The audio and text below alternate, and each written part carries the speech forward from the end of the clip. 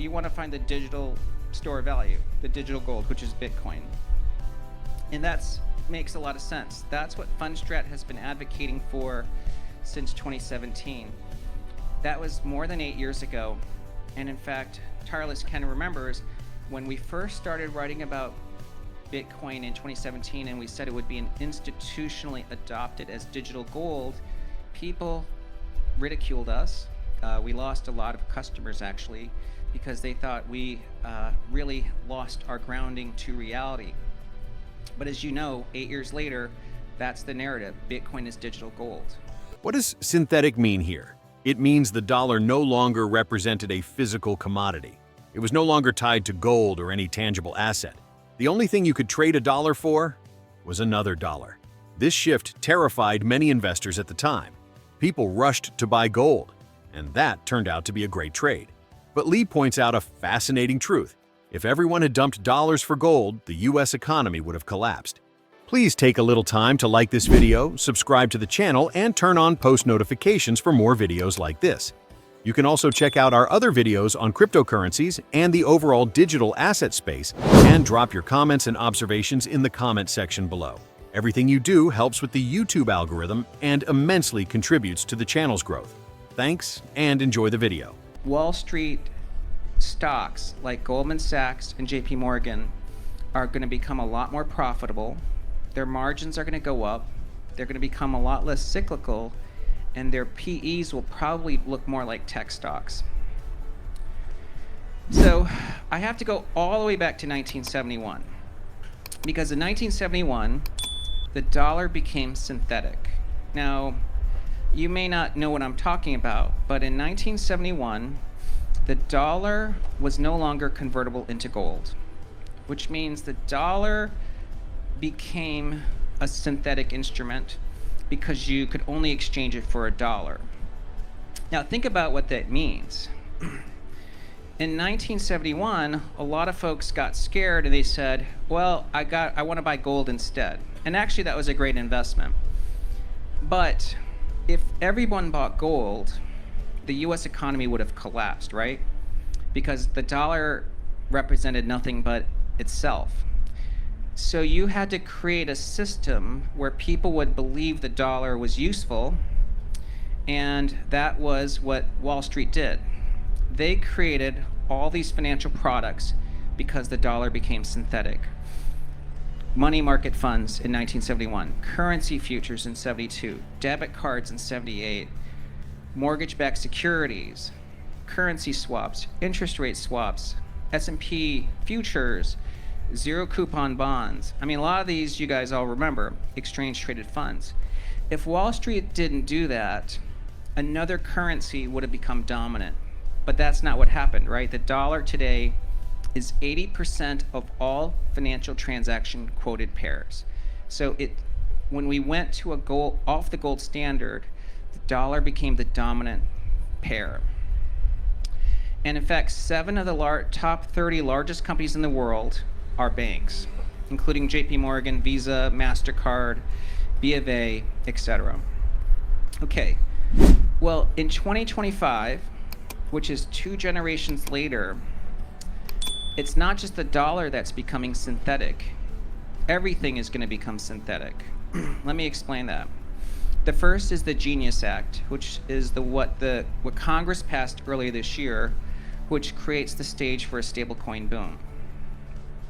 And then the SEC announced Project Crypto, which is encouraging Wall Street to move on to the blockchain. Remember, the blockchain is a public software, basically gigantic public software, but what it does is it verifies transactions and it stores records and information, and it eliminates a lot of the cost and friction that Wall Street experiences today.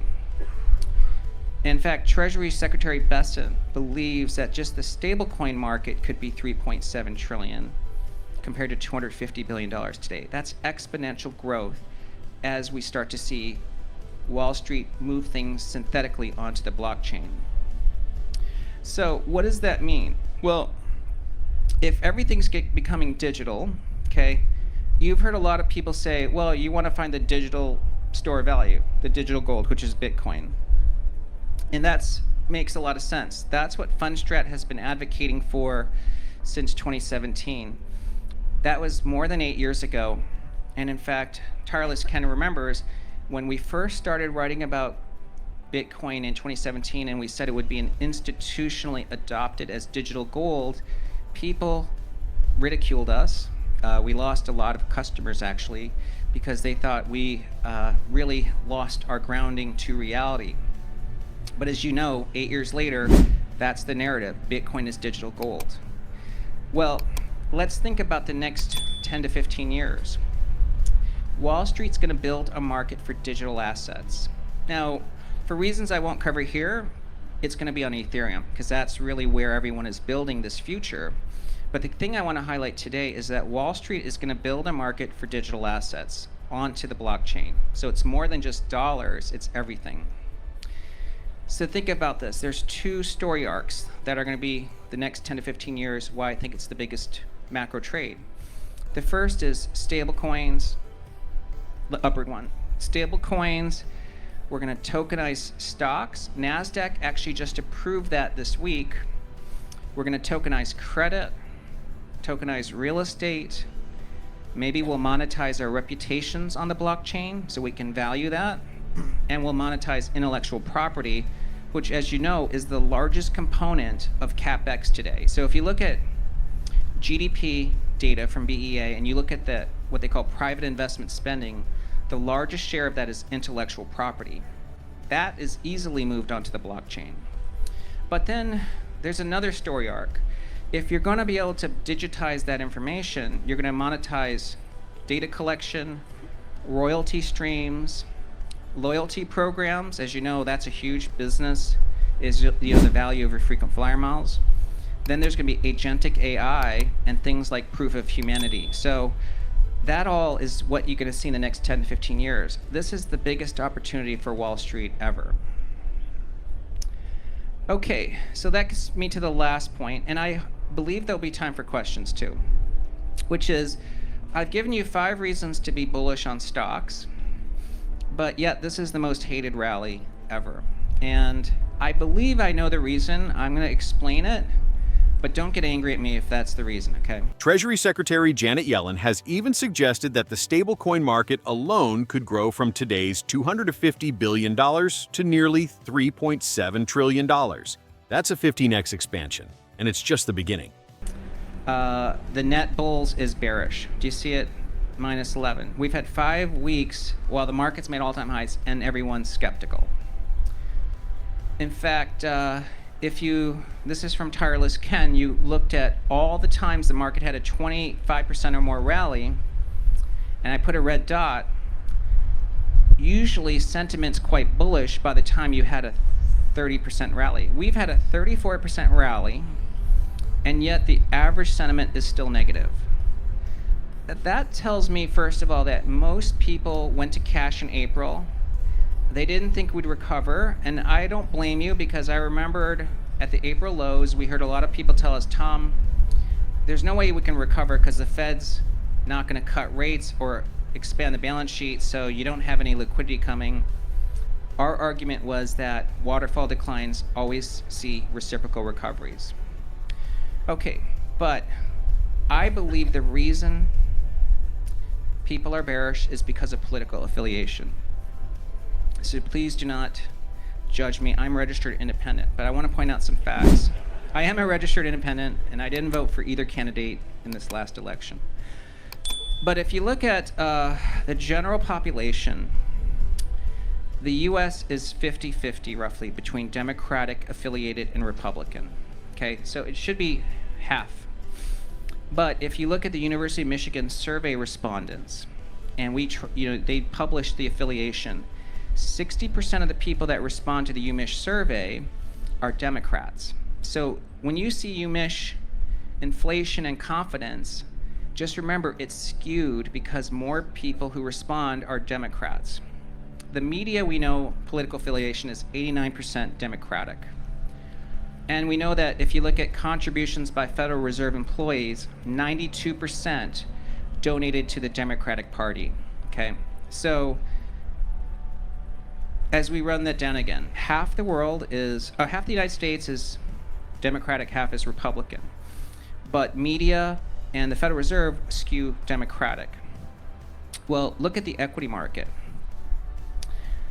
57% of employees in the stock business are Democratic, 67% of hedge funds, and 69% of venture capital. Okay, so the equity world, or the risk-taking world, leans Democratic, which is the opposite of who's in the White House today.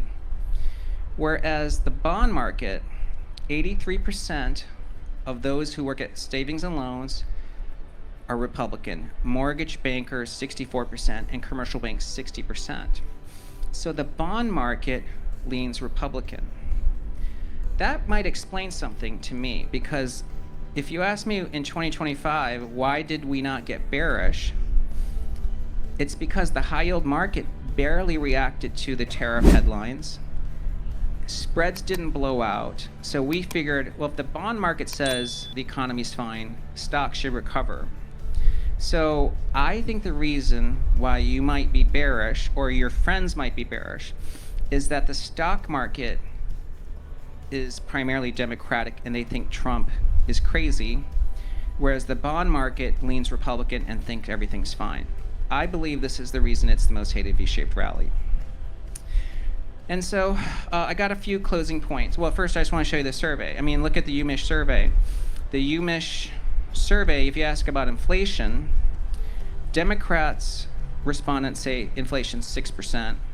2 months ago, they said it was 9%. Republicans say it's 1%. So you can see there's a huge political divide.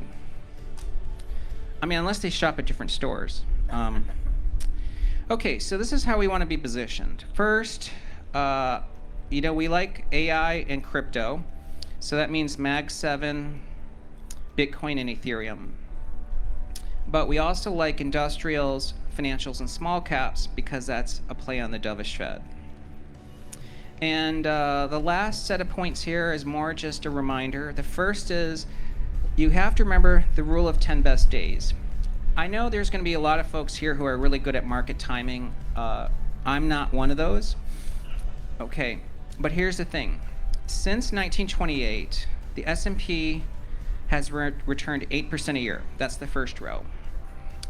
But if you missed out the 10 best days in the S&P, out of the 220 trading days, your return is negative 13%. Think about that. If you missed out just on the 10 best days in the S&P, in every year, you had negative 21%, negative 13%. Since 2015, that's still true. The S&P's returned 12% a year. But if you missed the 10 best days in the S&P in 2015, since 2015, every year, you had a negative 10% return. Let me just put this in numbers for you. In 2023, the S&P was up 24%. If you missed the 10 best days, your return was only 4% in 2023.